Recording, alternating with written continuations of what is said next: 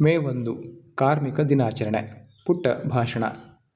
ವೇದಿಕೆಯ ಮೇಲಿರುವ ಗಣ್ಯರೇ ಹಾಗೂ ನನ್ನ ನೆಚ್ಚಿನ ಕೇಳುಗರೆ, ಎಲ್ಲರಿಗೂ ನಮಸ್ಕಾರ. ಇಂದು ಮೇ 1. ನಾವೆಲ್ಲರೂ ಅಂತಾರಾಷ್ಟ್ರೀಯ ಕಾರ್ಮಿಕ ದಿನಾಚರಣೆಯನ್ನು ಆಚರಿಸಲು ಇಲ್ಲಿ ಸೇರಿದ್ದೇವೆ.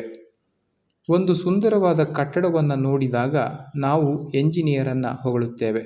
ಆದರೆ ಆ ಕಟ್ಟಡದ ಪ್ರತಿಯೊಂದು ಇಟ್ಟಿಗೆಯ ಹಿಂದೆಯೂ ಒಬ್ಬ ಕಾರ್ಮಿಕನ ಬೆವರಿದೆ ಎಂಬುದನ್ನು ನಾವು ಅನೇಕ ಬಾರಿ ಮರೆಯುತ್ತೇವೆ. ಹೌದು, ಈ ಜಗತ್ತು ನಿಂತಿರೋದೇ ಶ್ರಮಿಕರ ಬೆವರಿನ ಹನಿಗಳ ಮೇಲೆ. ಸ್ನೇಹಿತರೆ, ಈ ಕಾರ್ಮಿಕ ದಿನಾಚರಣೆ ಕೇವಲ ಒಂದು ಕ್ಯಾಲೆಂಡರ್ ದಿನವಲ್ಲ. ಇದರ ಹಿಂದೆ ದೊಡ್ಡದೊಂದು ಐತಿಹಾಸಿಕ ಹೋರಾಟವೇ ಇದೆ. ಸ್ವಲ್ಪ ಯೋಚಿಸಿ. ದಿನಕ್ಕೆ 15-16 ಗಂಟೆಗಳ ಕಾಲ ಯಂತ್ರಗಳಂತೆ ಬಿಡುವಿಲ್ಲದೆ ದುಡಿಯುವ ಪರಿಸ್ಥಿತಿ ಇದ್ದರೆ ಹೇಗಿರುತ್ತದೆ? 19ನೇ ಶತಮಾನದಲ್ಲಿ ಕಾರ್ಮಿಕರ ಸ್ಥಿತಿ ಇದೇ ಆಗಿತ್ತು. ಈ ಅಮಾನವೀಯ ಶೋಷಣೆಯ ವಿರುದ್ಧ 1886ರ ಮೇ 1ರಂದು ಅಮೆರಿಕಾದ ಚಿಕಾಗೋ ನಗರದಲ್ಲಿ ಕಾರ್ಮಿಕರು ರಸ್ತೆಗಿಳಿದರು. ನಮಗೂ ಬದುಕುವ ಹಕ್ಕಿದೆ, ನಮ್ಮ ಕೆಲಸದ ಅವಧಿಯನ್ನು 8 ಗಂಟೆಗಳಿಗೆ ಇಳಿಸಿ ಎಂದು ಬೃಹತ್ ಮುಷ್ಕರ ಆರಂಭಿಸಿದರು. ಈ ಹೋರಾಟದಲ್ಲಿ ಅನೇಕ ಕಾರ್ಮಿಕರು ತಮ್ಮ ಪ್ರಾಣವನ್ನೇ ಬಲಿದಾನ ಮಾಡಿದರು.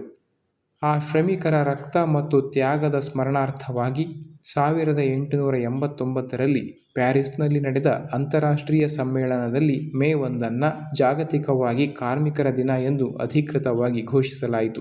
ಈ ದಿನವನ್ನು ಆಚರಿಸುವ ಮುಖ್ಯ ಉದ್ದೇಶ ಕೇವಲ ಒಂದು ದಿನದ ರಜೆ ಸಂಭ್ರಮವಲ್ಲ.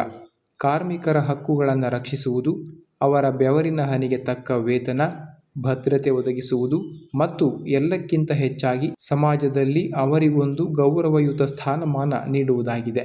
ಕೃಷಿ ಭೂಮಿಯಿಂದ ಹಿಡಿದು ಬೃಹತ್ ಕೈಗಾರಿಕೆಗಳವರೆಗೆ ದೇಶದ ಆರ್ಥಿಕತೆಯ ಚಕ್ರವನ್ನು ನಿರಂತರವಾಗಿ ತಿರುಗಿಸುತ್ತಿರುವ ಈ ಕಾಯಕ ಯೋಗಿಗಳಿಗೆ ಕೇವಲ ಒಂದು ದಿನ ಮಾತ್ರವಲ್ಲ, ವರ್ಷದ 365 ದಿನವೂ ನಾವು ಕೃತಜ್ಞರಾಗಿರಬೇಕು. ಅವರ ಶ್ರಮಕ್ಕೆ ಬೆಲೆ ಕೊಡೋಣ, ಅವರ ಸ್ವಾಭಿಮಾನದ ಬದುಕಿಗೆ ಬೆಂಗಾವಲಾಗಿ ನಿಲ್ಲೋಣ ಎಂದು ಹೇಳುತ್ತಾ ನನ್ನ ಈ 2 ಮಾತುಗಳನ್ನು ಮುಗಿಸುತ್ತೇನೆ. ಧನ್ಯವಾದಗಳು. ಜೈ ಹಿಂದ್, ಜೈ ಕರ್ನಾಟಕ ಮಾತೆ.